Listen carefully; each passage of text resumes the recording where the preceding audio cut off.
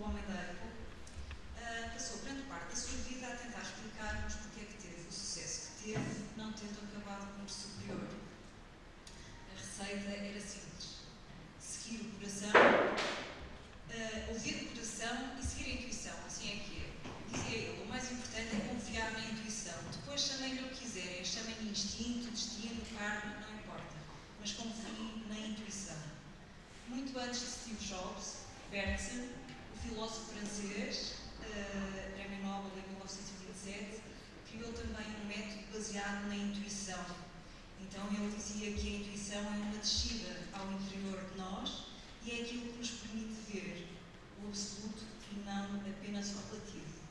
A intuição presta-se a grandes equívocos, não é? E a grandes passeios por coisas mais esotéricas. Por isso ele dizia que a intuição só pode ser comunicada através da inteligência.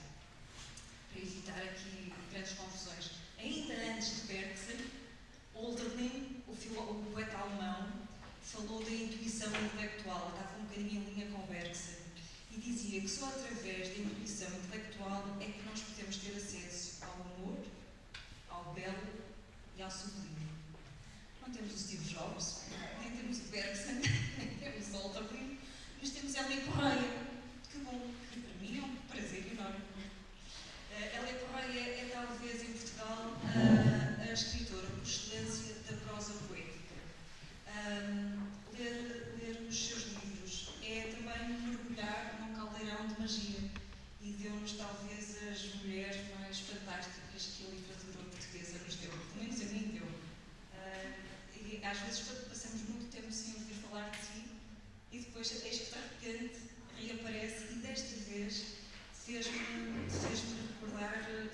recordar alguns livros seus, um especial que tinha há mais de 20 anos e que nos deu aquela menina escocesa que via a morte antes de a morte acontecer, e eu vou querer falar disso também. Temos o professor José Neto à minha direita, que eu já roubei umas frases antes de sentar aqui na mesa, e que era a grande dupla do Pedroto. Não é? Uma espécie de dupla mágica também, não é? Mágica.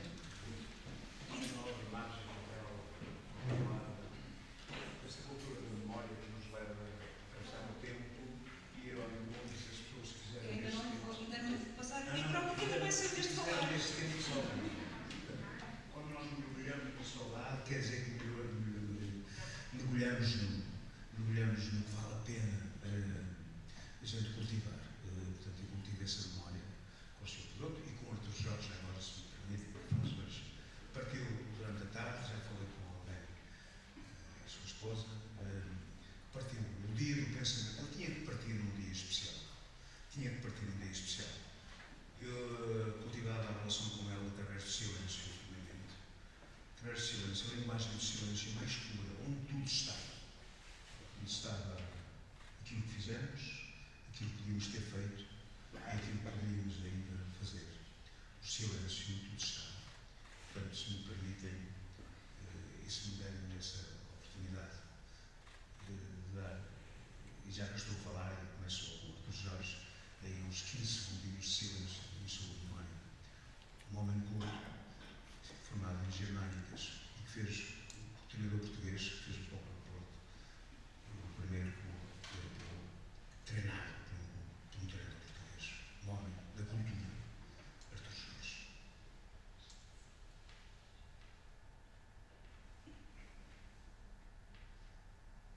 Muito obrigado. 1987. O professor José Neto é mais do que só a metade de Pedroto. Também. Não lhe vou dar a palavra, vai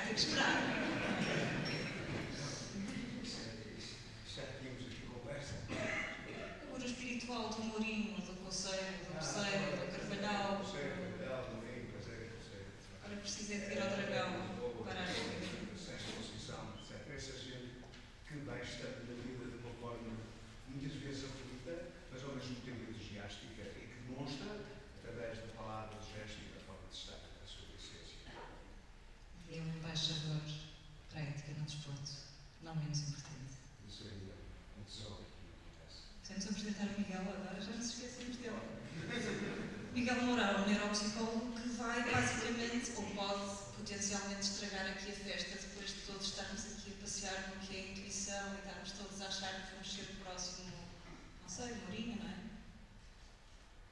Pronto, depois o Miguel vai. Não seja o caso. O Miguel é Miguel Mourão, que, como eu já disse, vem a vir aqui pôr um ponto de ordem na conversa, é especializado em neuropsicologia e em psicologia clínica e da saúde. É assim, não é, Miguel? Eu disse Mourão, não foi? Estou sempre a dizer Mourão, desculpa. E tu já trabalhaste em transtorno de ansiedade, transtorno da personalidade e ansiedade da separação. Entre outras coisas, sim. Isto não é para nada. Hélia, obrigada por ter vindo aos mantras do Coliseu. Veio a correr da póvoa, não foi? Das correntes de escrita. E a primeira curiosidade que eu tenho, eu gostava que todos dissessem o que é intuição, porque eventualmente cada um de nós terá uma definição. Mas a minha maior curiosidade é quando diz que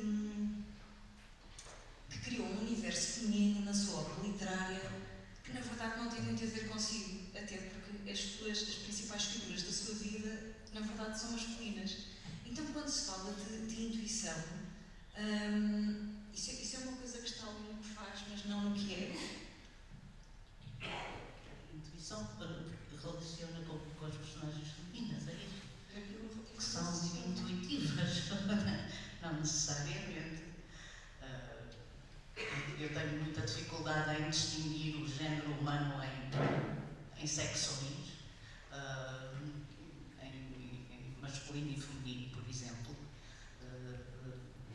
e por aí fora, em todo o tipo de características que possam criar grupos separados. Eu tenho muitas personagens femininas, não faço ideia porquê. Na verdade, nunca a minha experiência de crescimento não teve nada a ver com a experiência tradicional da criança feminina e da rapariga, sobretudo portuguesa. A minha educação foi de extrema vanguarda, completamente antissexista, plena liberdade, sempre em grupos mistos, sempre com rapazes e raparigas à pancada, quando havia pancada, não fazíamos diferenças, e a minha relação até mais próxima, até ao nível da amizade, foi sempre muito mais com pessoas do sexo masculino, para além da grande figura da minha infância e da minha adolescência, que foi o meu pai, e de eu nunca ter experienciado o que era o mundo feminino e as conversas femininas e os saber fazer e aquelas educações, aquelas coisas que separavam as raparigas dos rapazes. Eu venho-te contar mais histórias do que outra coisa, porque não faço ideia nenhuma do que são estas filosofias sobre a intuição. Mas uma dos meus contactos, digamos, com o mundo feminino foi muito engraçado, porque o meu pai, as mulheres juntavam-se sempre muito para contar histórias.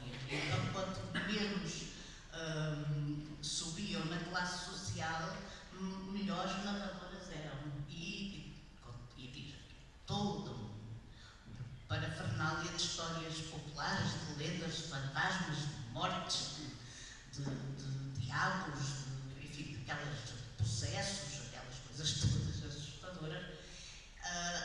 E o meu pai determinou em casa que, quando eu estava, não havia conversas dessas, porque eu não queria que a criança crescesse assustada com aqueles terrores que as mulheres passavam umas às outras e para as crianças. E então eu percebia, como isto aí estará a intuição própria das crianças, eu percebia que as senhoras se juntavam e a minha mãe fazia assim um sinal, porque eu estava presente.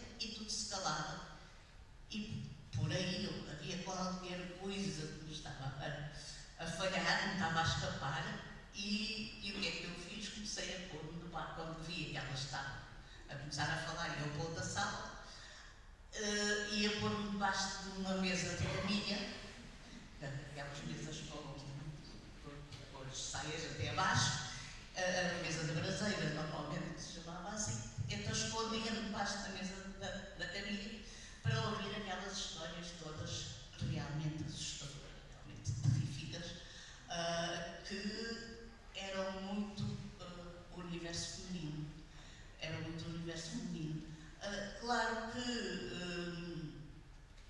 há sempre uma tendência esquisita, para mim muito esquisita, mas há. Biografista. As pessoas têm muita curiosidade pela pessoa em si. Eu considero mesmo vampiresco, ninguém tem nada a saber, nada acerca de quem escreve, tem que saber acerca dos livros que estão dados a público.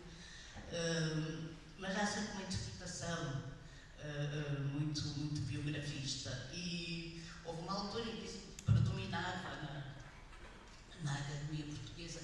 E então todas diziam, tu tiveste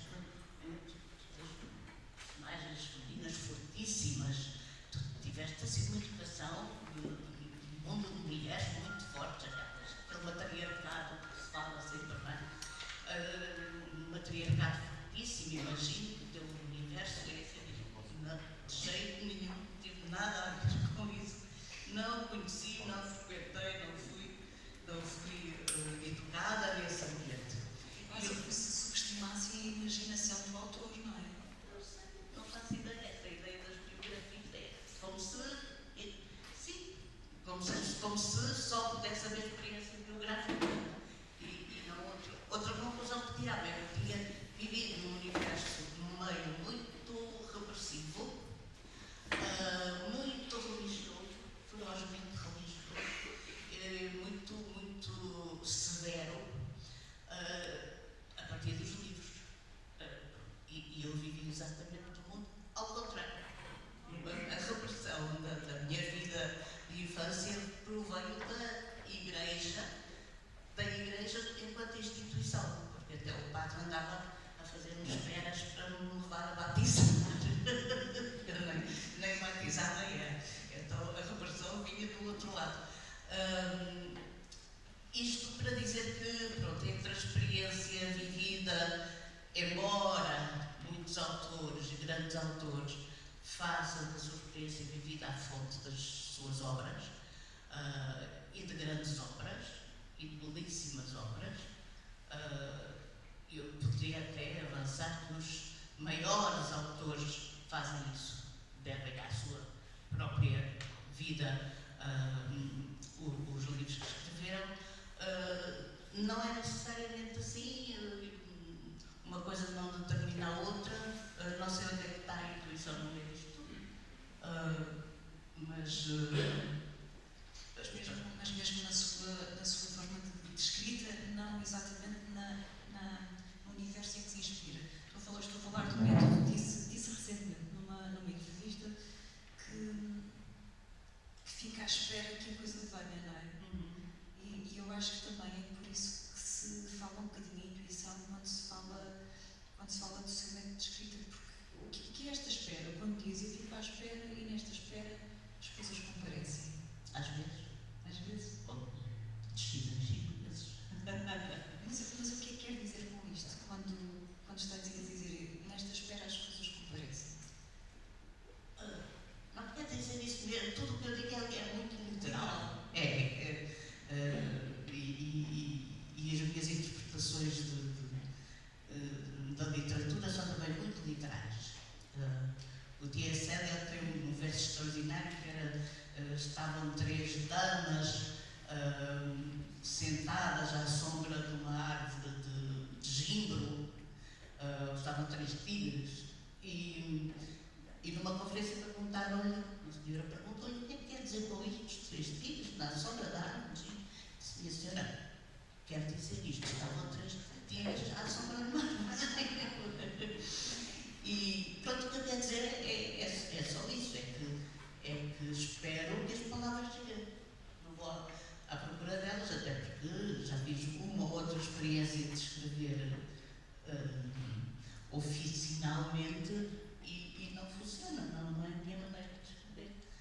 Portanto, às vezes estou à espera da frase seguinte, à espera que ela apareça.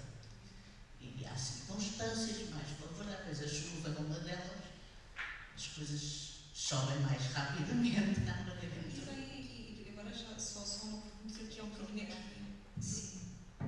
Então vamos se calhar desfazer o primeiro mito desta tarde. Esta ideia de que a intuição é feminina não é verdade. Eu não faço. Primeiro, eu não sei o que é intuição. Não a tenho, não está. Não faço a mínima ideia do que é intuição. Não tenho, se eu tivesse intuição hoje, não tinha perdido, não tinha dado meia hora às voltas para chegar ao metro da Póvoa de Varzim. Provavelmente essas coisas é que são intuitivas, no sentido da orientação, que eu não tenho, aquelas coisas mais práticas, não é? Provavelmente a intuição é isso. Que eu não tenho absolutamente. Agora, muito a palavra que se utiliza e que é hoje muito menosprezada é a palavra inspiração para a escrita e é mais sobre isso. Agora, sobre a intuição, eu não esqueci o que é a intuição, porque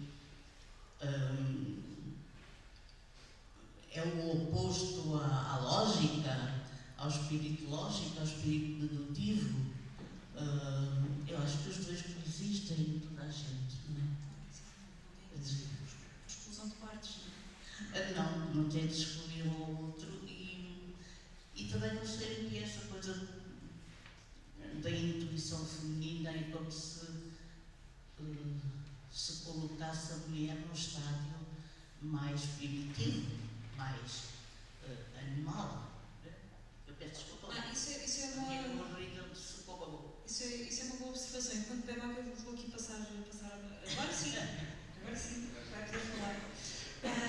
Porque nunca tinha pensado nisso, como a intuição colocando o universo feminino num estádio abaixo. A verdade é que nós ouvimos muitas mulheres dizerem: tenho um sexto sentido fortíssimo, tenho uma intuição fabulosa, mas nenhum homem diz: tenho um sexto sentido. Professor, a intuição que nos vai dizer o que é assim uma arma secreta do futebol? Acho que é um bom desafio. A intuição é uma. Para já, eu quero agradecer muito os convidados. É bonita esta sala, que linda que ela está. Isto é giro. Nós, para a impressão, vamos falar. Estávamos aqui no meio. Isto é tão bonito. E depois, agradeço muito ao Dr. Miguel Guedes o facto de me ter convidado. Eu julgava que era para assistir, porque tive meio doente a semana passada. Não, vai ali, pô. Mas eu percebo disso. Não. E é curioso que ele mandou-me uma mensagem, não foi? Quer dizer, podemos ter uma conversa falada. Eu, no WhatsApp, eu tive uma conversa falada. E eu era 7h30, 7h25, de certeza que o Miguel deve perceber que eu estou a ver até aos jornais, disso e tal, deve estar quase a ligar. Mas se passar 2-3 minutos de estar a pensar nisto, eu ligo-me. Cá está, prática. A intuição, está a ver? A intuição a dar largas à sua voz interior, que transcende o racional e que nos faz acreditar algo que possa acontecer. Eu penso que é um pouco isto. Quando eu às vezes perguntava a alguns jogadores de sucesso, o que é que tu vês no jogo, antes do jogo se iniciar? O que é que tu vês? No aquecimento bacana, no aquecimento. Logo de manhã, ao acordar, passávamos a estar. O que é que vocês veem no jogo? E os jogadores de sucesso diziam: eu sinto-me a ser abraçado. Eu sinto-me a marcar gol. Eu sinto a minha família a bater palmas. Ela está com uma camisola amarela na bancada. Ainda não tinha chegado, não sabia que a namorada, a mulher, o filho, de maneira que me estava vestido, sinto ali próximo de mim. Eu sinto que vou ganhar. Portanto, é essa intencionalidade operante que se desdobra à medida que eu venho entrando próximo do jogo.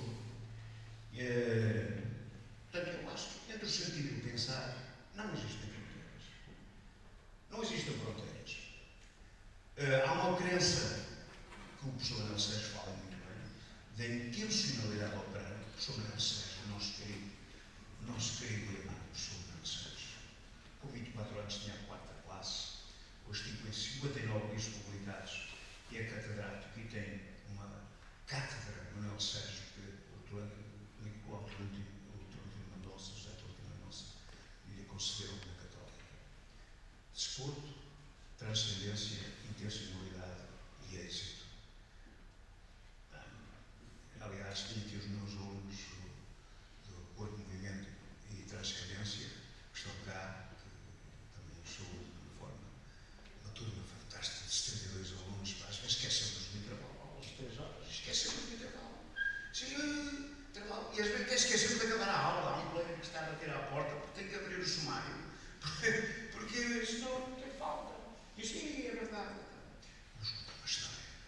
Uma das vezes esquecemos, até foi uma aula de manhã, esquecemos e alguém disse: pronto, eu vou almoçar convosco. E foi: vai ver o que é? Era o Luís do Bacalhau. Chegámos lá à cantina, já não havia o Luís do Bacalhau. Já conversámos. Passados uns dias aparece o filho de uma pessoa que toda a gente conhece, pelo menos de nome, catalogado na vida nacional. Podia dizer assim: não, parece a minha casa. Tenho aqui 2 dúzias de Luís de Bacalhau feitos pela minha mãe. Esta coisa, os nossos alunos são as nossas bandeiras. Eles estão aqui atentos e eu também sou, de uma forma viva, as nossas bandeiras. Portanto, esta intencionalidade operante. E depois, os grandes futebolistas são peritos a ignorarem a previsão dos falhanços. Ignoram. Porque o doutor nós temos uma média, não é? O Damásio falava de 66 mil pensamentos por dia. Um jogo de futebol, os futebolistas falam uns 10 mil pensamentos durante o jogo. 10 mil. 2/3 são negativos. 2/3 são negativos. Andam ali, vou falhar, não sei o que, vão me ilusionar e tal. Vou falhar. Quer dizer, e então o grande segredo no treino é transferir o pensamento negativo em positivo. Uma vez que aos Açores fazer uma formação de treinadores, e o Paulo Leite, contei essa história, convidou-me a abrir a escolinha dele, e eu disse: Paulo Leite, tu estás triste? Olhei para o rosto dele, mas estava triste, estava a almoçar comigo, estou triste. Então, o que é que estás triste? Foi um penalti ontem, Paris Saint-Germain contra o Auxerre, e o que é que tu pensaste aí para a marca da grande penalidade? O que eu pensei foi: eu não vou ganhar. Pensaste mal. Devias ter pensado: eu vou marcar. Pensamento positivo ajuda-nos a concentrar naquilo que queremos atingir e a esquecer o que queremos evitar.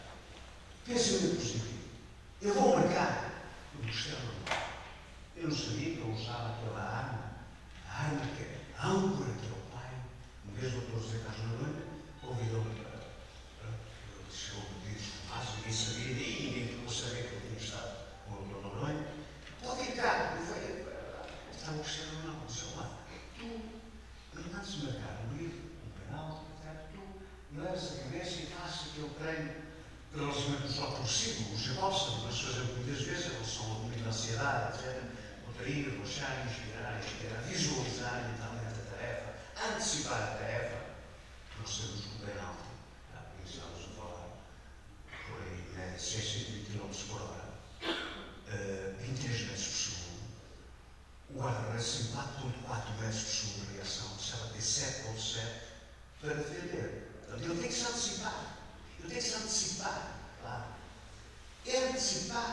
E então, como é que ele? É um treino de apoio, para a ação do eu consigo chegar à conclusão, com alguns alunos de investigação, de que 81, qualquer coisa por cento, antes da bola partir, nós sabemos para lá vai. Direita ou esquerda. Agora, se ele falar para cima, nem com massas, não é? E então o Cristiano Ronaldo fazia aquele trabalho de contrafilhar, relacionamento de inspiração, de comunicação, e então ia buscar uma âncora que ele dizia: meu pai. Então tem uma imagem, às vezes a formação, de treinadores, e até nós falamos muito aqui com o meu doutorando, etc. Nós falamos muito do nosso almoço e domingo, como estava depois a falar, daquela questão dele ir para a tarefa e ele diz: vira, sente a bola aí para a baliza, para a roçar nas redes, antecipa o êxito e depois converte-o. Mas vai buscar uma água até ao pai. Vai buscar pai. É por isso que eu digo aos nossos jogadores também, muitas vezes, ainda tarefa, e aos nossos alunos, às vezes antes do exame, eu digo, pá, tira a folha. A quem é que vais dedicar o exame? A quem? A quem? Acreditas que vais fazer um exame? A quem vais dedicar? Pensa um pouco. Agora, vira a folha, siga. E é aquela coisa que lhe dá exemplo para poder justificar o trabalho que vai ser feito. Isso eu acho que, de facto, a doutora já lá dizer, e muito bem, esta experiência da vida acumulada, acho que, de facto, este fenómeno é um tesouro. É um tesouro. Mas o que é que chama isso quando entra nos balneários e diz que não é que faz isso, que faz aos jogadores, aos seus alunos, ou seja. Eu chamo isso? Eu chamo de entrar numa viagem, saber a estrada para percorrer e saber que vou ter uma boa viagem. Às vezes dizem-me assim, cuidado, meus ambrosios passaram, e cuidado, vai haver um acidente. Eu penso assim, será que é acidente ou será que é uma mãe que vai ter um filho? Cuidado, é melhor olhar para os bombeiros, está ali uma bolsa a arder, é melhor olhar para os bombeiros, vai ter um incêndio. Será que é incêndio ou será alguém que está a fazer um churrasco? Quer dizer, nós muito bem valorizamos o aspecto negativo e então no âmbito do desporto é uma coisa extraordinária. Eu fiz um trabalho na Universidade do Minho, onde fiz o primeiro mestrado em psicologia desportiva. Minha área não era a psicologia, minha área era o treino, há 14 anos que começo ao treino, mas a psicologia desportiva foi uma área que me abriu a frente, ataque, e depois do doutoramento veio a assumir a possibilidade de ajustar isto mais e cada vez ter mais dúvidas. Eu verifico que antes de 10 dias, no dia da lesão, que foram 91 atletas profissionais de futebol, eles tiveram problemas graves de saúde pessoal. Separações conjugais, um filho que teve um acidente ao atravessar a estrada, um pai que morreu, etc. Um problema grave. Portanto, a sua capacidade para a tarefa não estava controlada por isso.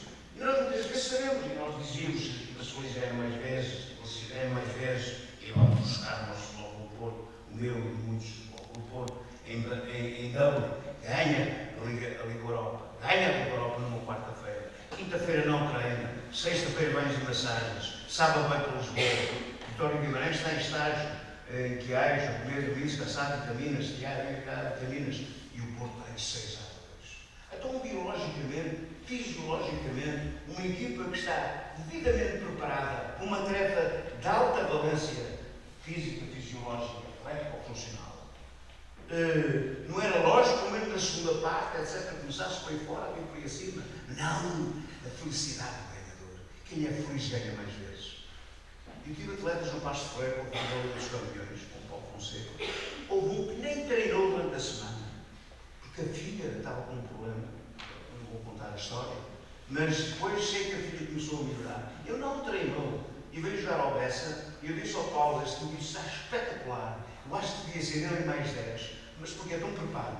Andámos a passear no campo, a filha,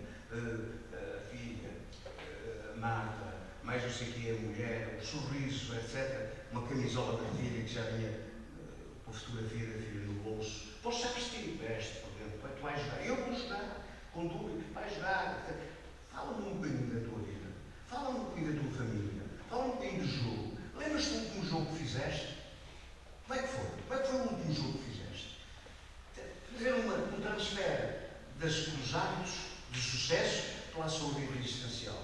E agora, família, jogo, vida, jogo, e ganhamos 2-0 e o melhor então foi ele. Sem treinar durante a semana. Às vezes nós podemos explicar as coisas em termos neurofuncionais. Ou melhor, físico e fisiológico, funcional. E há questões de ordem interna que nos superam. Performance física é a cabeça. Como diz? Performance física está tudo na cabeça. Mais cedo. A cabeça, pensamento, geração. O professor Manuel Sérgio, o homem é corpo, mente, desejo, natureza e sociedade. O homem é uma quinta dimensão. Corpo, mente, desejo, natureza e sociedade. O corpo faz, a mente pensa, o desejo, a motivação para a natureza, a vontade em si, e a sociedade, ninguém faz nada sozinho. Estes 5 componentes têm que estar presentes no gesto técnico. Tem que estar presente no treino, tem que estar presente no jogo, e tem que estar presente na vida. Tem que estar presente. O homem que chora, o homem que ama, o homem que corre, o homem que pensa. Mas pensa o quê? Quando? Em que circunstância? Por isso é que eu acho que os atos de sucesso conduzem-nos ao sucesso. Quem ganha, ganha mais vezes. Aliás, o Maló dizia, as vitórias acusam o desejo de ser repetidas. As derrotas oprimem, constrangem, colocam a vida em dúvida. E quando alguém está em dúvida, então põe o pão para o lado, não remata, esconde-se. Esconde-se na própria sombra, derrete ao sol se fala há muito tempo.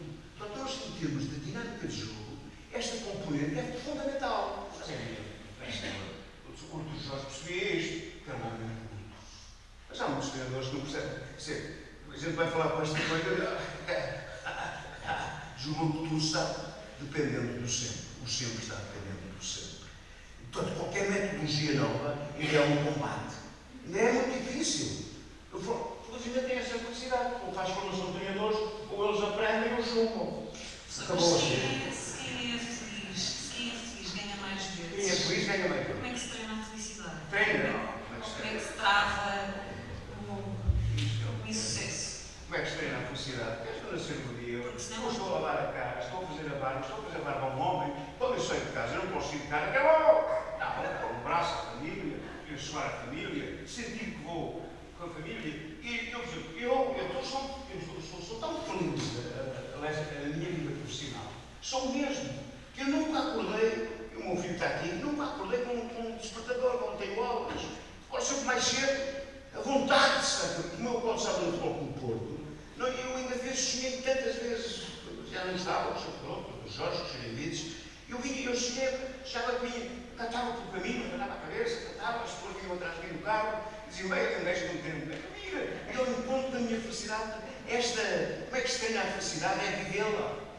Mas agora, preparar para ir a viver. Eu não posso dizer, vou ao encontro da felicidade e vou carregar de sono, vou carregar de coisas. Por exemplo, uma lesão, eu trabalhei com lesões, uma das experiências mais ricas da minha vida foi trabalhar com atletas lesionados, desde a pulmologia, ligamentos cruzados e fraturas. O próprio Chalana, os jornais diziam, chora futebol, o gênio morreu. Chora futebol, o gênio morreu. Porque ninguém quis operá-lo em Lisboa. Tinham um receio de que ele não voltasse a jogar. E o seu presidente falou com o Dr. Espregueira Mendes Pai, e reunimos no Hospital Santa Maria e operou 3 meses e meio connosco, de uma forma evolutiva, ainda jogou no Cordelos, Benfica, ainda foi à Seleção Nacional. E todos eles foram às Seleções Nacionais, todos eles jogaram. Porquê? Porque componente fundamental, a gente conhece mais o jogador quando passa pelas dificuldades, é que a gente conhece bem as pessoas. E então, desde o Celso, eu lembro-me quando o Celso fraturou uma lar, o Mário Jambujal tinha publicado a Crónicas dos Malandros, 2 dias ou 3 anos, e eu comprei 2 livros. Eu fui ao hospital e ofereci um ao Celso. Quando estávamos a recuperar, eu não falava da lesão bem muito, cuidado. Não, falava das crónicas, vai falar um pouquinho das crónicas, tal, isto, aquilo, jamais falar da lesão, jamais falar. Portanto, como é que eu treino a felicidade? Vivenciá-la, vivê-la e demonstrá-la. Estou feliz, olhar para o espelho e autenticá-la. Eu gosto dos atletas para, durante o jogo, fazer uma autocomunicação, comunicar entre si próprios. Por exemplo, eu peço desculpa só para concluir, o filho do Domingos Paciência, que foi meu atleta, que está lá fora, um foi o João e o Gonçalo. O doutor Ricardo Noronha disse, professor, podia passar pelo hospital, está lá o rapaz cheio de medo, fala um bocadinho com ele. Se puder falar um bocadinho com ele, eu fiz os pré-requisitos para entrar na faculdade, até tenho muito gosto de estar com ele. Chega lá e disse, olá, que sorte tu tiveste. Então porquê? Porque és uma sorte. Tu tiveste todos os ligamentos cruzados. Podias ter corrompido pelo lateral interno. Não. O lateral externo também não. O jato posterior também não. O menisco interno e o externo também não. A cápsula também não. Isso é só por ligamentos cruzados. O doutor vai estar nas mãos de um catedrático. Eu vou pôr a joelho como nunca tiveste um joelho assim. E depois há uma coisa muito importante. A tua perna de apoio à esquerda. Então tu vais começar a trabalhar a perna esquerda em termos de pliometria. Treinar, focar,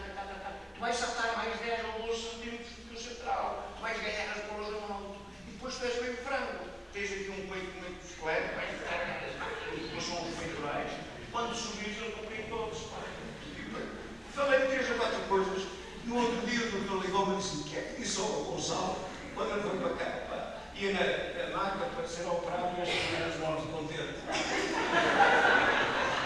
Sabe como é que seria a felicidade? Miguel,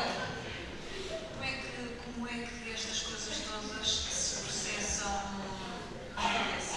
O que é que disto é real, ou seja, cientificamente passível de ser demonstrado, e o que é que disto tudo é só uma coisa assim que mesmo que funcione, é mais espiritual do que mesmo que tenha muita força na mesma. Não deixa de ser real por isso, não é? Com certeza. A primeira a mim a falar os dois oradores desta magnitude. É claro que existem dinâmicas de sucesso para a minha intervenção, professor. É muito mais fácil fazer parte de uma equipa ganhadora do que estar a lutar para não descer de divisão. E à medida que o sucesso vai implementando, isso traz felicidade. E isso traz mais sucesso e entramos num ciclo virtuoso. E por isso é que se diz que as camisolas ganham os jogos, não é? Às vezes as camisolas de facto ganham os jogos, porque a confiança é um fator fundamental. E quando nós olhamos para o lado e confiamos na equipa técnica, confiamos nos jogadores, confiamos em toda a gente, torna-se muito mais fácil ter sucesso. No que diz respeito à criança, e ao caso estava aqui a dizer em off que o tema não era de intuição, já nunca. De inspiração. O termo de inspiração também foi muito interessante. Embora seja um tema para mim ainda mais complicado que este. Mas a intuição acaba por ter uma vertente muito importante na maior parte daquilo que é o processo criativo. E eu queria, se me permitir, regressar um bocado ao tema, não é? Porque a intuição é uma forma de conhecimento. Tentando dar aqui uma definição, a intuição é uma forma de conhecimento que faz com que um bypass à racionalização.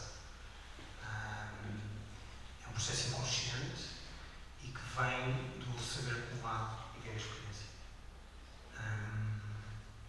E muitas vezes, por exemplo, no futebol, o guarda-redes escadinha ao lado, ou nós detectarmos que alguém está a ter uma conversa connosco e que ela pode ser uma situação de risco. São situações que o nosso cérebro está constantemente a tentar detectar padrões de forma inconsciente, e quando o faz, há estímulos sensoriais que são processados em algumas áreas verticais. Não quero estar aqui a ser aborrecido, mas efetivamente despoleta em nós sensações que nos levam a tomar determinado tipo de decisões, como nos afastar do perigo, ou então lançar-nos para um lado em vez de nos lançarmos para o outro, apesar de todo o fiscal tínhamos ter dito que aqueles deveriam marcar para o outro lado, ou algo deste género.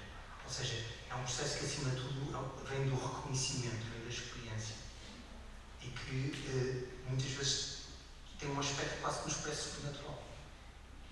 Mas não há intuição sem vida vivida, não é possível ativar a intuição se não tivermos experienciado um conjunto de coisas que nos permitam estabelecer esse padrão que depois nos vai fazer tomar decisões. Nós temos mecanismos de sobrevivência que são inatos, não é? Nós não estamos de alturas porque não sabemos voar. Não temos instintivamente algum medo da água, do escuro. Há 20 mil anos, 25 anos atrás, se saíssemos da beira da lareira, se calhar levávamos com um tiro de saco em cima, não é? E por isso, alguns medos são instintivos e alguns desses instintos também estão relacionados, essa intuição está relacionada com esses medos. Mas o grosso daquilo que nós chamamos de intuição tem a ver com as experiências, tem a ver com o conhecimento. E a intuição é tão mais eficaz quanto mais familiar ao contexto onde nós estamos. Um especialista numa determinada área, pode ser um guarda-redes também, mas, por exemplo, um bombeiro, ao qual estamos a conversar ali, e um bombeiro com muita experiência consegue intuir que um prédio está perto de ruir. Agora, qual é o estímulo? É o barulho que as paredes fazem? É a cor da parede? O que é que disputou? Provavelmente são poucos estímulos, são 2, 3 estímulos, mas que fazem com que ele intua que algo vai acontecer. E então consegue tirar a equipa. Mas isto é pela experiência.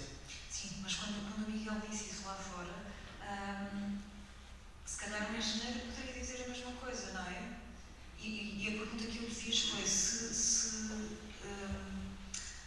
tirarmos essa conclusão da vida material, um conjunto de paredes que pode cair, para a vida imaterial. Quando nós temos uma intuição sobre alguém, intuo que aquela pessoa, qualquer coisa, para bem ou para mal.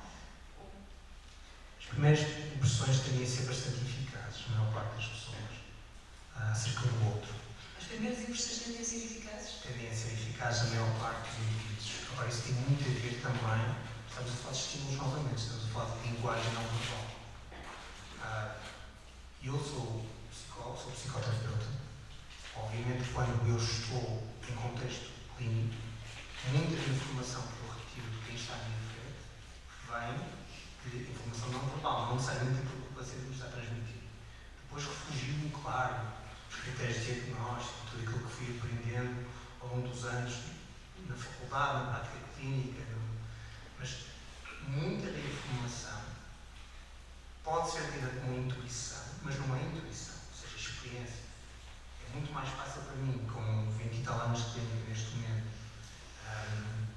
ler a um paciente do que quando comecei a trabalhar no Hospital Santo António e me apareceram os meus pacientes à frente. Eu tive basicamente de estudar e consultar os meus chefes para tentar perceber o que é que estava ali e como é que teria de gerir. Neste momento é tudo muito instintivo, quase esotérico, não é? Mas não há nada disso. É experiência. Mas a intuição pode ser aleatória. Eu posso estar muito intuitiva hoje e amanhã estar desligada ou não. Ou seja, aquela coisa que eu perguntava lá fora do interruptor. É uma coisa que eu posso ativar mais ou menos. O nosso estado de humor interfere, obviamente, na nossa capacidade de ler, de estar atentos ao exterior e de ler os sinais. Se nós estivermos um bocadinho mais tristes, indo para uma situação limite, se estivermos num estado depressivo, nós fechamos sobre nós próprios e estamos muito menos atentos àquilo que nos rodeia, ou tornamos menos intuitivos. Fechamos. Podemos, como se perdêssemos capacidade. Como se alguém tivesse desligado um radar, não é? E a partir daí ficamos menos atentos. Agora, se estivermos felizes, e isto também se aplica aos jogadores, não é? Se estivermos felizes, nós vamos estar mais atentos, vamos conseguir incluir melhor, vamos conseguir fazer as tais melhores leituras táticas, técnicas, o que for.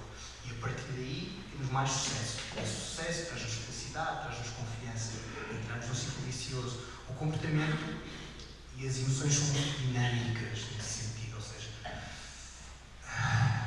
estão numa constante alteração, numa constante mudança, e processos positivos trazem maior positividade, processos negativos trazem maior negatividade.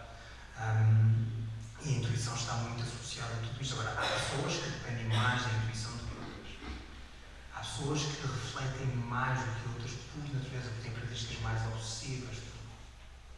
E aí entram aspectos também fisiológicos, seja o que for. Mas, de qualquer das maneiras, essas diferenças individuais existem também na intuição, como existem todos os outros fatores. Ou seja, em pessoas diferentes, a intuição pode acrescentar ou fragilizar isso. Em pessoas diferentes, sim. Acima de tudo em contextos diferentes, mais do que em pessoas diferentes. Por exemplo, se eu estiver num contexto muito pouco familiar, ok? E eu intuo, não me estou a lembrar assim de um exemplo, mas eu intuo que algo vai acontecer. A probabilidade disso acontecer é muito baixa. A probabilidade da minha intuição estar correta é muito baixa, porque eu tenho muito pouca experiência naquele contexto. Agora, se eu estiver num contexto que me é profundamente familiar, no meu caso podemos estar a falar de um consultório, a probabilidade de eu ter razão acerca daquele paciente com meia dúzia de frases é muito grande. Qual é o grande risco? O grande risco é que nós tendemos a confiar demasiado na intuição. E por isso, eu não posso, tenho que ter cuidado, não criar estereótipos ou preconceitos que depois enviesem o julgamento. Não é? E muita gente não tem este cuidado, confia de tal forma na intuição, num crédito tal, completamente desmedido, que faz com que rapidamente etiquetem as pessoas. E agora não estou a falar de clínicas, estou a falar também das primeiras emoções, estou a falar da vida, não é? Acabem por etiquetar as pessoas, acabem por desenvolver juízos que depois enviesam tudo aquilo que é a percepção do outro, alteram dinâmicas complementares, interação, e esse é o grande risco de se confiar demasiado na intuição. A intuição é muito eficaz em contextos mais familiares, à medida que o contexto vai tornando menos familiar e menos eficaz. Mas há um exemplo engraçado. Isto tem a ver com o trabalho de um psicólogo. Ele é israelita, trabalha no Natal em Princeton e foi prémio Nobel de Economia pelo Daniel Kahneman. E ele começou a estudar o comportamento nos anos 60, 70, de pilotos de caça, da Força Aérea Israelita, e depois o trabalho dele de investigação foi indo por outras vertentes e finalmente ele acabou por ganhar o Prémio Nobel de Economia. Isto é uma história muito longa, ele estudou várias coisas, mas ele acabou por ganhar o Prémio Nobel de Economia, não me lembro agora do ano, e ele desenvolveu um sistema, aliás uma teoria, que o nosso comportamento baseia-se basicamente em dois grandes sistemas. Eles chamam-lhe simplisticamente sistema 1 e sistema 2. O sistema 1 é um sistema automático, que tem muito a ver com esta questão da intuição, onde nós tomamos grosso, é difícil quantificar, mas 98, 99% das decisões do nosso dia. Bebemos ou não bebemos a garrafa de água, pomos a perna acima, pomos a perna assada, vamos para a esquerda, vamos para a direita. E isto é algo que nós não racionalizamos, nós fazemos automaticamente. O que é que vamos tomar no pequeno almoço? Muitas vezes nem sequer pensamos. É absolutamente automático. E é assim porque nós somos animais extraordinariamente económicos, nós seres humanos. Não é? E nem poderia ser de outra forma.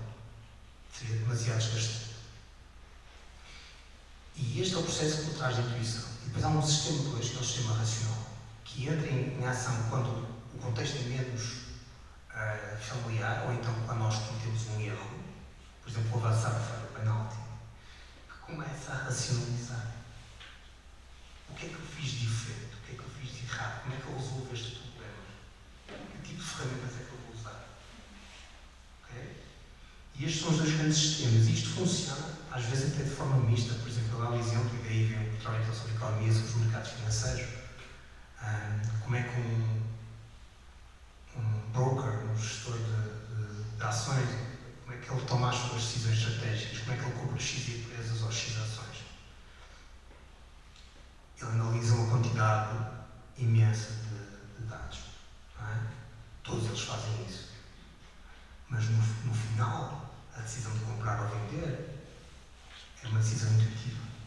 É sempre intuitiva. Porque a quantidade de dados é de tal ordem que é impossível para ele ter certeza da decisão que está a tomar. E ele vai muito pela experiência e pelo instinto. E pela intuição. Instinto não é a palavra certa, é pela intuição. Não é? E acaba por decidir ir num determinado caminho e agir por outro. Quando falamos de intuição, temos um bocadinho a tendência para encontrar sinónimos que não têm necessariamente que ser sinónimos. Acho que estava a ter no título desta conversa. Intuição, sexto sentido, inteligência emocional. Faz sentido criar aqui este corredor de supostos sinónimos para definir a mesma coisa? Só gostava que o Miguel respondesse a isto muito brevemente. Não faz, porque são coisas diferentes. Mesmo muito diferentes, não é? Sexto sentido de intuição, talvez não tanto, inteligência emocional, sim. A questão é que, e para terminar a minha intervenção, com as técnicas mais recentes de imagiologia funcional, os estudos que eu li a preparar para vir para aqui foram estudos que usaram sobretudo ressonâncias magnéticas funcionais. Nós conseguimos perceber os mecanismos fisiológicos, neurofisiológicos da intuição. Antes não era possível. E por isso a intuição durante muito tempo, até há há 2 décadas, 3 décadas atrás, era um tema da filosofia, não necessariamente da ciência comportamental. Por isso é que eu tive também alguma dificuldade em encontrar literatura. Mas com essas novas investigações nós começamos a perceber muito melhor como é que as coisas funcionam e podemos também agrupar a intuição numa série de outras tarefas que o nosso cérebro naturalmente, os nossos sistemas cognitivos naturalmente desempenham e perceber melhor o que é intuição, o que é instinto e, de certa forma, também validar todo aquele trabalho que eu citei há um bocado do Kahneman. Mas pronto, não vou dar a palavra, que já falei demais. Eu gostava que também não nos esquecêssemos mesmo de responder à pergunta: confiamos ou não confiamos na intuição? No seu caso, eu não sei como é que é de colocar a pergunta, porque a intuição não faz parte do seu processo de decisão, nem da forma como está na vida, Não é nada que o pensamento e o modo de estar. A intuição é uma coisa muito, que eu considero muito secundária no leque das capacidades humanas. Não funciono com isso. Claro que, como diz o professor, isso sim é outra coisa. A leitura de sinais, a leitura não racional de sinais, a leitura de sinais que nós fazemos sem sequer entendermos o que estamos a fazer, se chamarem isso intuição, então é importantíssima e é determinante na nossa vida. Essa palavra intuição é uma coisa muito diluída, muito plástica. Cada pessoa a usa para se enobrecer a si mesmo. Eu sou uma pessoa muito intuitiva, verdade, é algo intuitivo, sei depois fazer a pergunta seguinte: o que é que isso quer dizer, porque é que diz isso e como é que prova isso. A intuição foi acarinhada por cientistas como Einstein. Einstein dizia que o trabalho do raciocínio é importantíssimo, faz-se primeiro, mas depois a lâmpada acende quando se vai dormir, e que isso tem uma intuição. Uma intuição, neste caso, o Jung também tinha algo semelhante, uma frase semelhante. Neste caso, é a capacidade do cérebro humano para estabelecer ligações quando está em repouso. Ligações que não estabelece quando está em atividade, é chamado subconsciente latente ativo. E de facto, muitas ligações, muitas ideias geniais surgem quando o cérebro está em repouso. Isso não, se quiserem chamar intuição, chamem. Se não quiserem chamar intuição, não chamem. Porque a intuição é realmente uma coisa amorfa, não é definível, é daquelas coisas que as pessoas se apropriam para se sentirem bem e para se sentirem de algum modo diferentes e únicas numa sociedade de massificação absoluta. E cada vez mais as pessoas têm necessidade de se sentirem, de se afirmarem como poderosas de algum modo e poderosas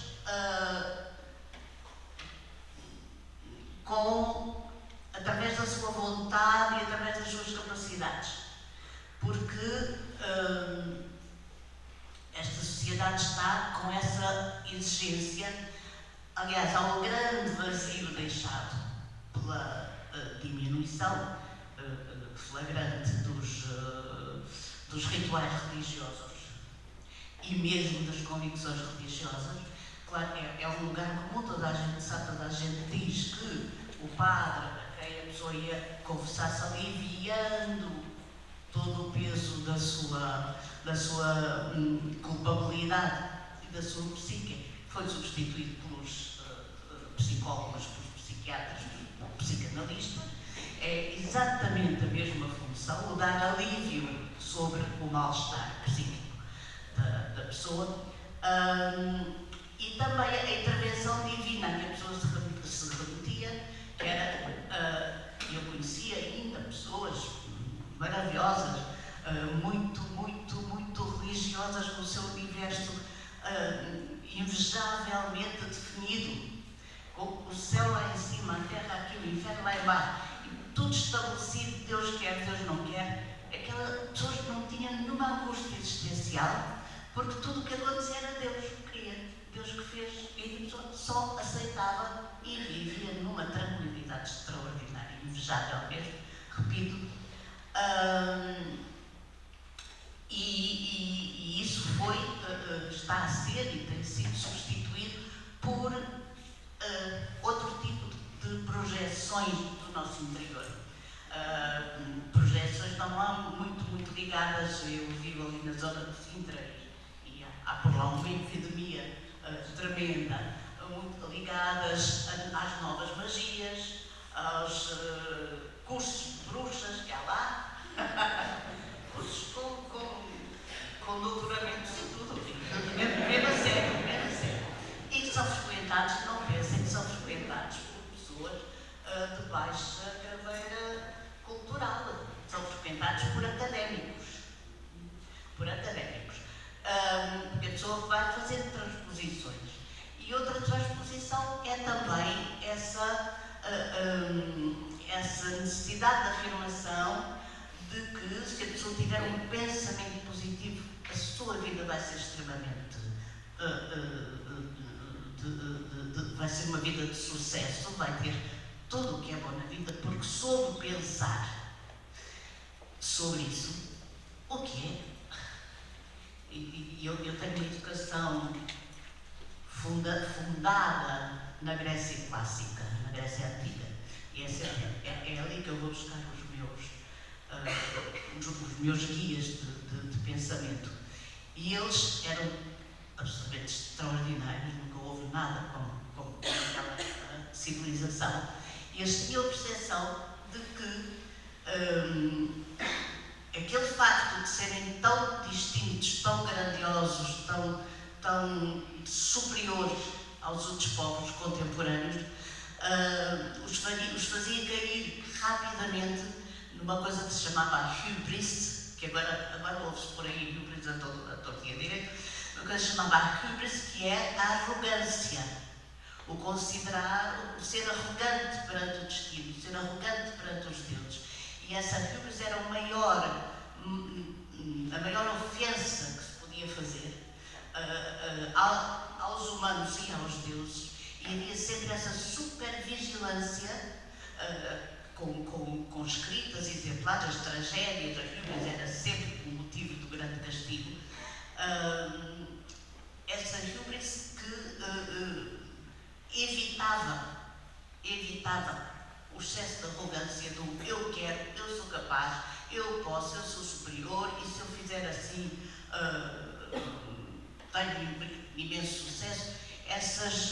Claro que uma coisa é a ciência, digamos, motivacional de um grupo, não é? Outra coisa é esta paraciência, essa pseudociência dos grupos e dos livros. Também há para aí imensos livros motivacionais de autoajuda e que as pessoas aprendem, entre aspas, a dominar o mundo exterior através do seu pensamento. Isso é exatamente a mesma coisa que os mágicos, que os xamãs, que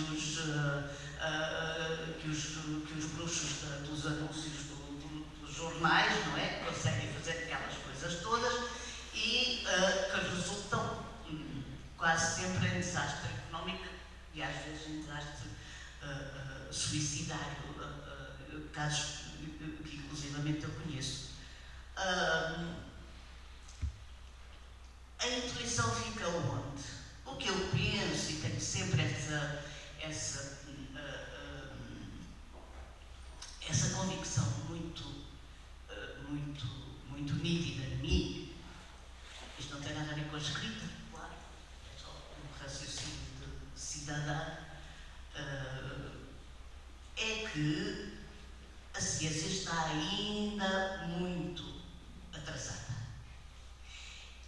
princípio do século XIX. Começou a controlar no fim do XVIII, mas os efeitos mais de experimentação já foram no XIX. Controlar a eletricidade, controlar o magnetismo. Não sei se têm ideia, em Portugal não tenho notícia de nada, mas também nunca investiguei. Não sei se têm ideia da quantidade, da comoção que isto criou nos grupos intelectualizados da Inglaterra, da Itália, sobretudo os que eu estudei, com as experiências de contacto com os mortos, através hoje diríamos, hologramas, através de figuras mais ou menos transparentes que apareciam nessas sessões espíritas, acionadas por condutas elétricas. Portanto, havia lá gente escondida que fazia o seu trabalho através da eletricidade, fazia aparecer aquelas coisas. E o magnetismo é a mesma coisa. A pessoa não sabia que era uma ciência, mas usava essa ciência para alcançar estados de contacto e de conhecimento transcendentais. Claro que toda a gente conhece o Frankenstein. Frankenstein é o livro é um resultado direto do contacto do Shelley e de Byron e dessas pessoas que estavam juntas com as experiências de magnetismo feitas em Itália, nessa altura. Toda a gente também se conhece, sabe-se que não gosto de dizer isto, mas pronto, que uma rã que deixa a moto, se puser uma coisa elétrica, mexe, pronto. Passar rápido na mesma imagem de impressão. E este tipo de experiências fazia-se com cadáveres humanos, às escondidas, claro, tudo isto era secreto e estava depois ligado a movimentos, inclusive a movimentos maçónicos, era tudo clandestino, não havia permissão para estas coisas, mas havia ali um movimento proto-científico, uma agitação do saber, mal conduzida, mas fulgurante na altura. Ora bom, o que eu penso, e quase diria aquilo que eu tenho a certeza, é que muita coisa ainda nos é inexplicada. E essa coisa diluída, a que se chama amor, a polimorfa, que se chama intuição, será uma delas.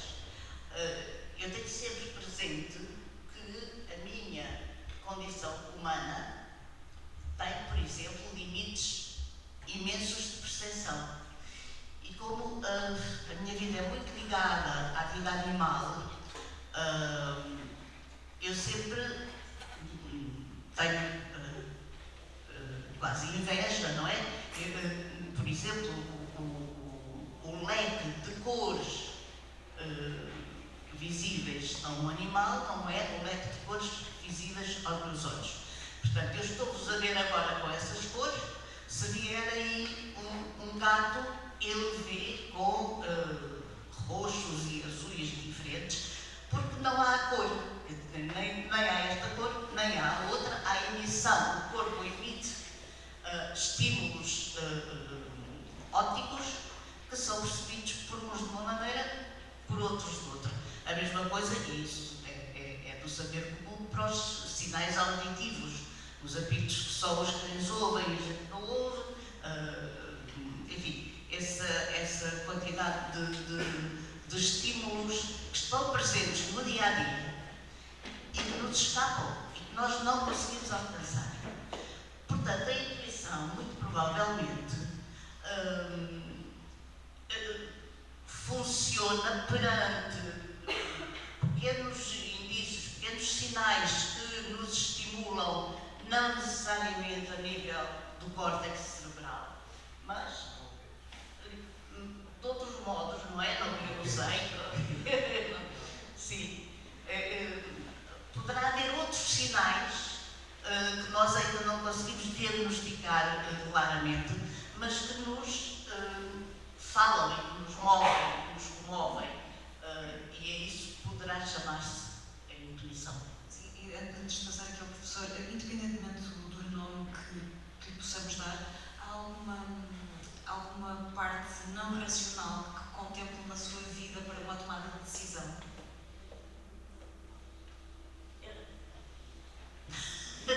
Isso é uma pergunta muito pessoal, eu não costumo responder a perguntas pessoais, mas pronto, posso generalizar. O que acontece é que eu muito raramente tomo decisões. Nunca precisei tomar decisões.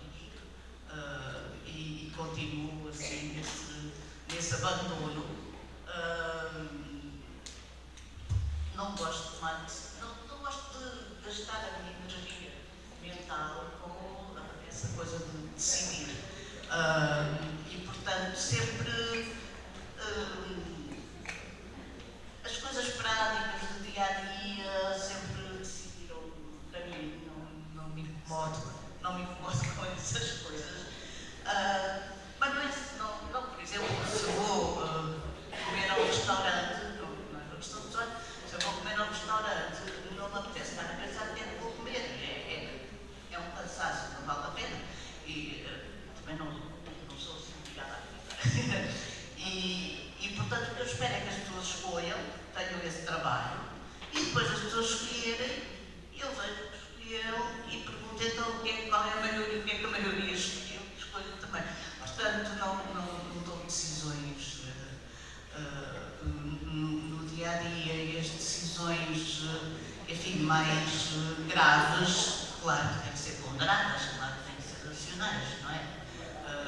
Agora, eu também não conduzo, também não tenho carro, tenho carta, mas não conduzo, porque entendo que seria criminoso eu andar com uma coisa daquelas na estrada, e portanto também não tenho que decidir ir para aqui e ir para lá, porque ando a pé, e a pé as decisões são outra coisa, tirando o dia de hoje em que a máquina me enganou e eu andei às voltas.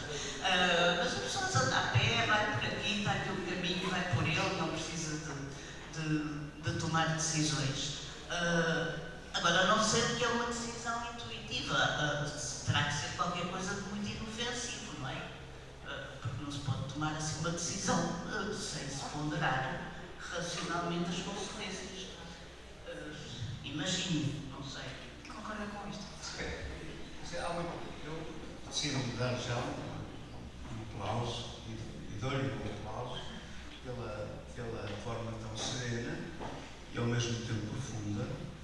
Claro, Einstein, também o Kardec também falava muito do aspecto espiritual, o Jean António de Sousa também, etc. Mas se me permitem, já eu também falava um bocadinho desta experienciação do vivido, a sabedoria do vivido, muito importante, a sabedoria do vivido. Aliás, há uma frase que eu me vou aproveitar de arrancar com esta do professor Manuel Sérgio, outra vez, do pai afetivo, que ele dizia: em cada gota de suor há um grão no pensamento. Em cada gota de suor tem que haver um grão no pensamento. Não é suar por suar. Temos que suar com um objetivo. Portanto, nós quando vamos para, eu falo dos atletas, eu ligar mais para a área do desporto, o indivíduo vai fazer remates à baliza, tem que tonificar os músculos extensores. Quais são os músculos extensores? O quadricípio. Qual é o músculo? 75% do remate está no recto femoral. Onde é que ele se insere? Posterior e inferior. Estou a dar uma aula, anatomofisiologia. Quando ele vai rematar, sabe porque é que deve rematar, sabe quais são a atividade física, fisiológica, atlética, funcional, que vai exercer o remate. Se ele sabe isso, vai rematar melhor. Vai rematar melhor. Vai ser mais eficaz. E se não remata tão bem quanto isso, sabe que deve corrigir para trabalhar melhor. Portanto, é por isso que eu tenho dito que, sei lá, se tu fosse o André Vilas Boas, quer dizer, se tu fosse fazer como eras como jogador, não saías de Passarinhos da Ribeira ou Marcelo Gomes da Costa, não é? Se calhar o Maradona é o melhor treinador do mundo, foi o melhor jogador do mundo e, no entanto, um treinador não fez nada de especial, antes pelo contrário, até como ser humano na parte final da vida. E o Carlos Queiroz não treinava bem, e o Mourinho estava a treinar os júniores do Belenense, etc. Mas está ali um código de valores existencial, sabedoria do indivíduo, a experiência sobre o indivíduo. Gente que transporta na alma as passadas da memória e ao mesmo tempo nos olhos um sinal de esperança. Gente que transporta na memória um sinal de passado de glória e nos olhos um sinal de esperança. Esta sabedoria vivido, esta experiência prática, aliás, a prática como critério da verdade, voltando outra vez ao professor Manuel Sérgio, quem só teoriza é uma mera especulação, quem só pratica é uma mera repetição. Portanto, esta questão de blá, blá, blá, blá, mas aplicar e depois de aplicar, ver até que ponto eu posso teorizar. Portanto, esta relação da vida que nos permite, se calhar, um indivíduo que tem uma experiência da vida muito mais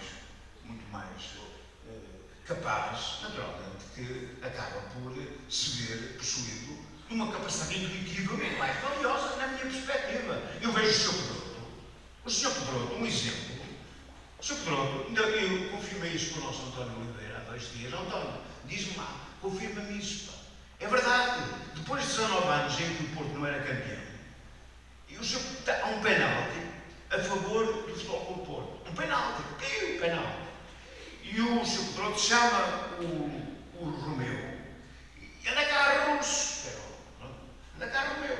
Olha, o Oliveira vai marcar o penalti, mas o guarda-redes não vai defender. Vai esquecer a bola, ela vai-te saltar das mãos e tu no ressalto faz golo. Ouviste o que disse? Ouviste, senhores?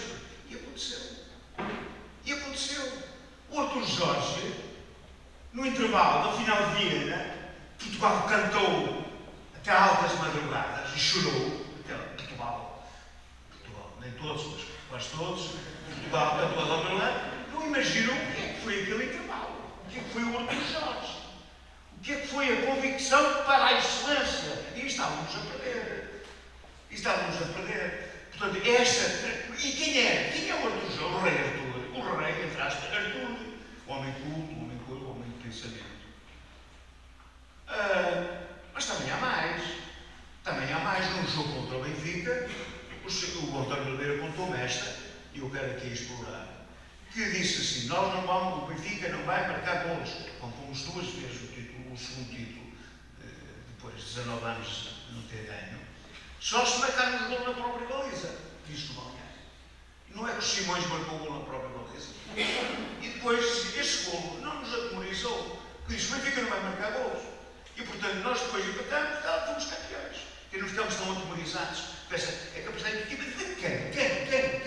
quem é que disse? Quem? Portanto, esta experiência de viver, a sabedoria de viver. Mas também há mais. Também há alguém de um clube opositor, lá de baixo, que mal sai da lista da Liga dos Campeões e ele diz: o Bayern é o primeiro. Nós nunca seremos o primeiro lugar, mas ficar em primeiro lugar. Portanto, ele fez imediatamente ali a socialização da demência. Nós não seremos nunca candidatos a estar no primeiro lugar. Vamos ver se conseguimos o segundo. Julgas pequeno? Como é que podes alguma vez projetar a tua grandeza para passar para os grandes? Quem julga pequeno é pequeno. É rato, continua rato. Nem o gato quer. É rato e acabou. Nem o rato quer. Portanto, é evidente que ele falou muito bem. Há uma aula, bonita aula, espetacular. Mas esta questão que estavam a falar, esta sabedoria do indivíduo, acho que de facto é fundamental. Mas nós, é fundamental. Acho que à medida que nós vamos, e se calhar, à medida que vamos sair daqui, vamos ser mais cheios. Eu saio mais cheio, mais contente, com mais coisas na cabeça, para depois pensar melhor, segundo aquilo que eu ouvi, etc. Portanto, eu só tenho que agradecer agradecer o convite para estar aqui e o facto de me permitir aprender. Antes de passar a palavra ao público, se quiserem fazer perguntas, queria só, Miguel, esclarecer aqui uma dúvida. A ser verdade que é possível manipular entre aspas, a cabeça desta maneira, por exemplo, com estas injeções de entusiasmo, com 1000 coisas, o que é que acontece fisicamente à nossa cabeça? Como é que a coisa acontece? O otimismo? Ou no contrário? Ou no pessimismo? Eu acho que não, a mensagem final não pode ser a de que o sucesso, com todo o respeito, professor, eu sei que tem umas técnicas que eu vou querer aprender, mas a mensagem não pode ser a de que as pessoas infelizes estão condenadas e que uma pessoa que está num momento pior estará sempre num momento pior e que uma pessoa grande será maior e uma pessoa pequena será menor. Não, desculpa só, nós temos passado por um grau de dificuldade. Nós, de vez em quando, temos que meter a mão no fogo e sentir que está fogo, sentir que queimava. Porque há fogo no meio dos comadeiros. Então, nós temos passado pelas dificuldades para ganhar novas oportunidades. Aquilo só pensa que a vida é folclore, com certeza, cavaquinho de viola e depois não tem alguma raqueta. Isso aí é um bastão.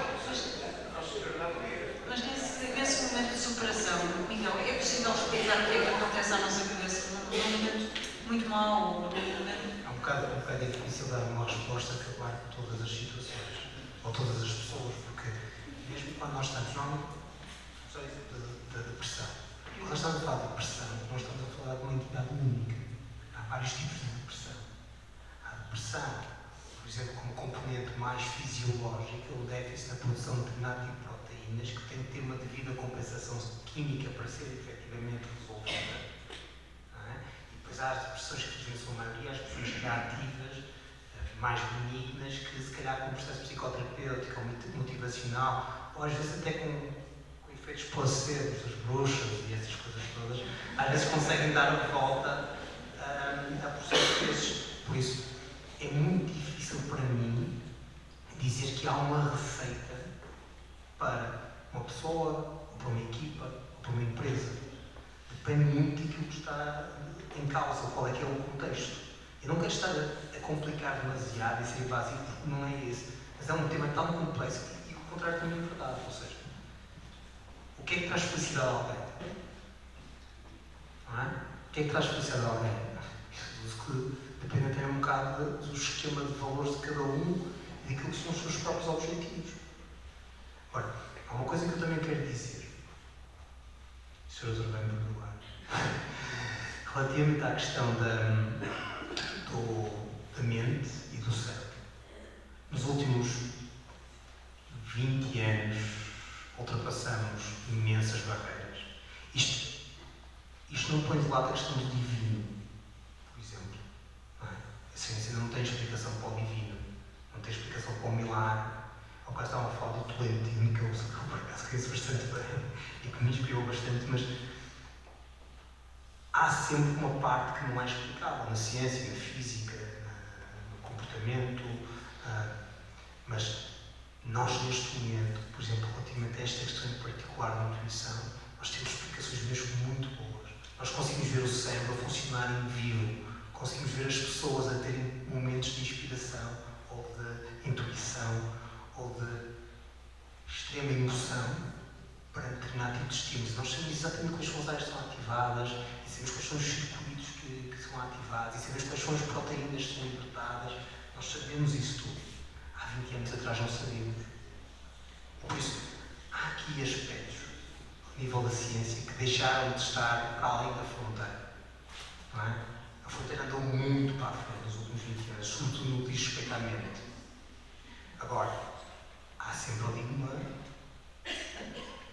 Eu sou agnóstico, declaração de interesse, okay? Mas, sendo um agnóstico, eu tenho noção que há muita coisa que eu não percebo, que eu não sei, que não tenho explicação. Não tenho explicação. Como o sujeito que tem uma premonição, eu vou chamar de intuição, e à última da hora decide desmarcar um voo que depois vai acabar por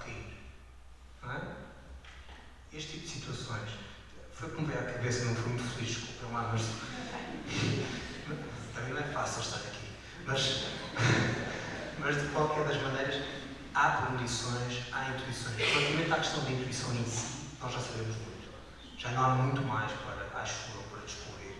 Ao nível da criação artística, já não é bem assim. E quando estamos a falar de criação artística, um escritor, um prosador, um poeta, seguramente terá uma ativação, diferentes estruturas, diferentes sistemas cognitivos diferentes do músico, ou diferente do pintor. Alguns serão similares, mas outros são seguramente diferentes. E por isso, é um processo muito mais complexo, onde primeiro vai ser dado pelos deuses, não é? Os outros são um fruto do trabalho.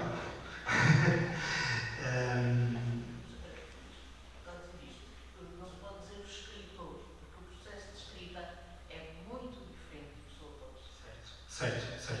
E muito, eu felizmente tive a possibilidade de também presenciar isso.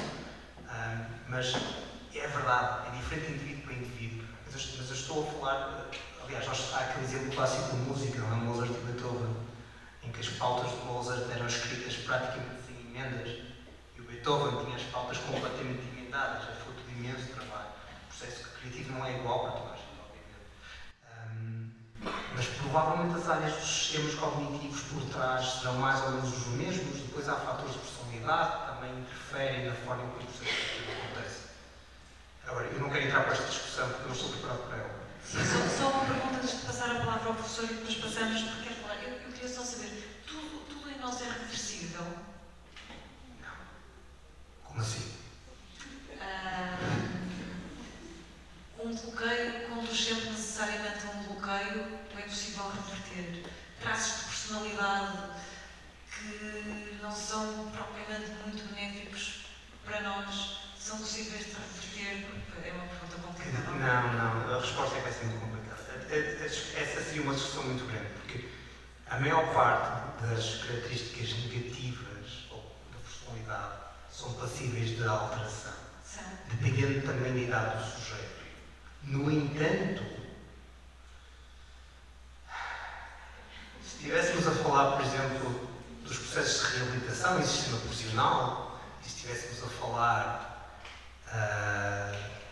no conceito que existe no nosso sistema judicial de que todos os crimes são passíveis de uma reintegração da sociedade, aí nós temos, por exemplo, que é impossível reabilitar um pedófilo, porque implica de base a existência de uma psicopatia, que é um tipo de personalidade que não é passível de ser alterado, nem como digo, não responde à farmacologia, não responde à terapia comportamental, não responde a nada.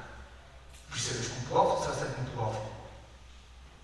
Mas se estiveres a falar de um abuso sexual, já não é o caso, já dá para fazer o processo de reintegração e reabilitação. Nós precisamos de umas horas mais umas sessões para entrarmos por aqui.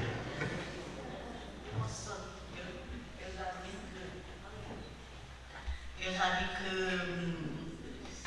que há aqui uma necessidade de conforto, de consolo. Pois é, não podemos fechar com hoje. Mas eu tenho uma resposta, uma solução, e com muito gosto, porque nós estamos muito focados na nossa cultura ocidental e lidamos só entre ela e dentro dela. E eu tenho uma experiência pessoal que não vou contar aqui, não porque seja privada, porque não teria problema em contar, mas não vou alongar. Mas a reversão da personalidade, digamos, a cura de males da personalidade, é uma operação absolutamente eficaz e fazida na acupuntura rica, na acupuntura verdadeira, não é a acupuntura que anda por aí espalhada. Na acupuntura verdadeira que eu conheci com o maior mestre de Xangai. E tenho provas minhas vividas de que através da acupuntura se consegue pronto, isso é A minha experiência pessoal não interessa, mas ele consegue reverter a personalidade.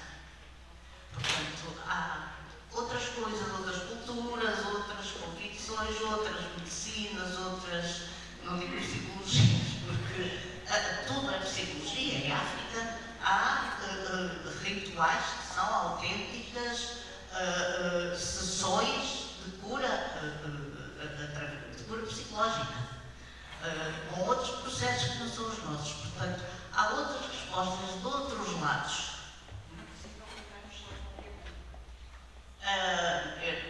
Não sei, mas é possível mudar completamente a personalidade. É, com aqueles processos da cultura.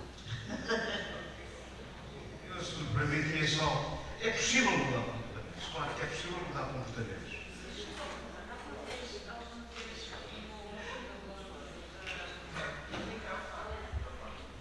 Se pegam um jogador depressivo, cinzento, acabado e conseguiu dar na volta. Sim, mas geralmente depende. Eu costumava dizer, agora na minha área técnica, lesões iguais em atletas diferentes tinha que ter atitude completamente distinta. Eu, por exemplo, tive uma lesão do Fernando Gomes, uma lesão interna, estava calcariana, assim, tecnicamente, a articulação do pé, a parte interna, e igual no Loreto. Eu, enquanto no Loreto, tinha que estar mais próximo, mais longe dele, não admitia que estivesse próximo, nem que se chamasse uma intervenção, o Gomes tinha que estar mais próximo. E depois levar na parte final do treino para a zona onde ele tinha sucesso, no campo. Ele marcou 4,7 remates no gol nas 3 zonas da área, 12 a 4 a 6, quando ganhou o primeiro contador. Nós tínhamos essa informação criada, a segunda bota de ouro, 3,6 remates no gol, vejam que 3,6 remates no gol, há 12 a 4 a 6. Ainda está aqui na minha cabeça qual era a zona de sucesso do Gomes no campo. Portanto, na parte do treino, na parte final, onde ele dava o recado para descansar para o outro dia, preparar o treino seguinte com base no treino anterior. É naquele espaço, naquele campo, naquele espaço que nós temos na nossa casa, que gostamos de estar, encontrados, esta figueira, não sei o quê, nesta cadeira, naquele espaço, portanto, localizado, portanto, há essa questão de, para exemplo, encontrei alguns atletas com dificuldades, não há dúvida que tem um atleta que até quis ser recuperado primeiro que os outros. E então começou a fazer trabalho completamente distinto, o único. Eu não falo de nomes, como é evidente, ainda ontem no curso de treinadores utilizaram esta questão, ontem à noite. Não falo de nomes, nem por ver o jogo, mas pronto, mas no fim, estamos. Quis andar tão rápido que um dia fui visitar a casa dele, disseram que ela andava de bicicleta à tarde, mas agora, bicicleta, só que então dou-lhe uma carga para eu recuperar durante a tarde. Eu lembro-me a carga, a porcentagem, o número de vezes, a repetição, o exemplo muscular, tudo. Então, lembrar-me, tal e qual que nós às vezes até vestimos a pele todo alucinado. Só não mancamos como ele, mas andamos com ele, e depois e então o rapaz, à tarde, pegava na bicicleta e andava numa caminhada reta. E eu vim verificar se era verdade, e era. Eu vi o cronómetro, e depois fui à casa dele, o professor está por aqui, está, senhor, eu mostro um cafezinho, e tal, e eu vi numa bicicleta, naquelas máquinas de musculação compradas no supermercado, e ele vê a televisão e ia carga, quer dizer, é por isso que depois a vareta subia e dava para o joelho, quer dizer, queria ultrapassar mais rápido, porque nós não batíamos nunca recordes, nós não lutávamos para ter recordes. Isto é, o Artur Jorge tinha isto, sem dúvida. Zé, como é que está esse atleta? Está bem, estás mais 10 dias, estou louco mais 15 dias. E ele entrava e nunca mais saía. Nunca mais saía. Portanto, havia ali uma relação espetacular de equipa, um grupo tremendo de união que nós tínhamos entre as faces. E, portanto, muitas vezes, e depois a superstição, galinhas pretas, gatos, velas acesas, não lembro. Uma vez tivemos que cortar a cabeça de 2 galinhas e comer uma rosada, e só para lhe criar, aquilo depois a galinha preta dá sorte, galinhas fora, comemos uma rosada e ganhamos 5-0 ao outro dia. Mas não foi no Porto, já não foi no Porto. Olha, era um clube que me pediram para ir lá falar com os atletas. Você nem imagina, se fosse contar estas histórias, estávamos aqui até às 500. E uma das vezes levaram uma galinha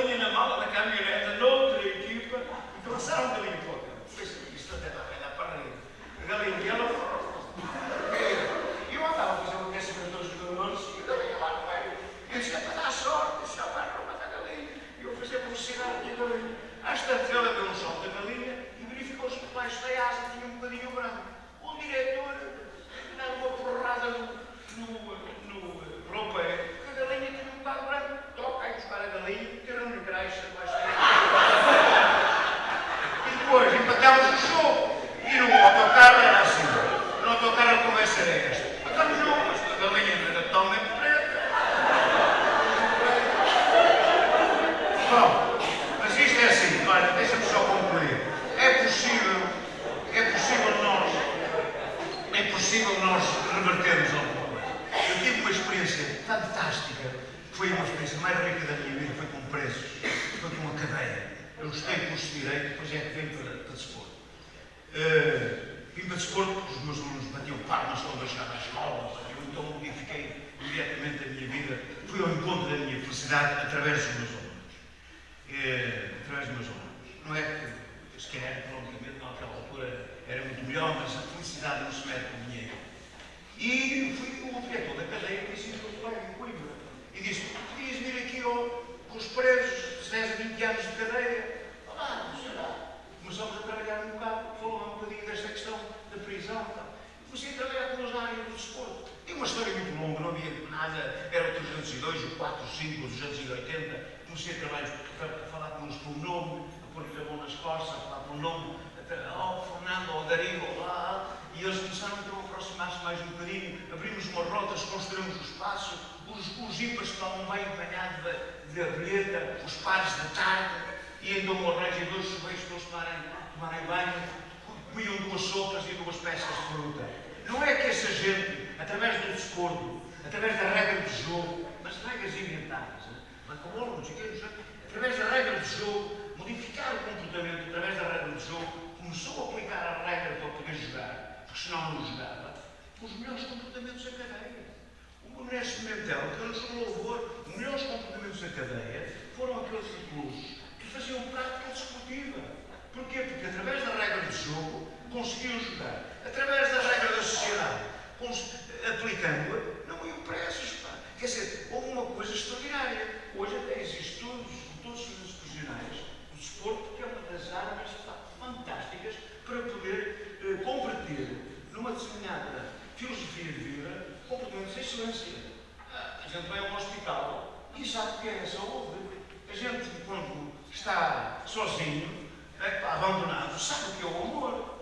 É pela dificuldade que a gente muitas vezes consegue dar as voltas para poder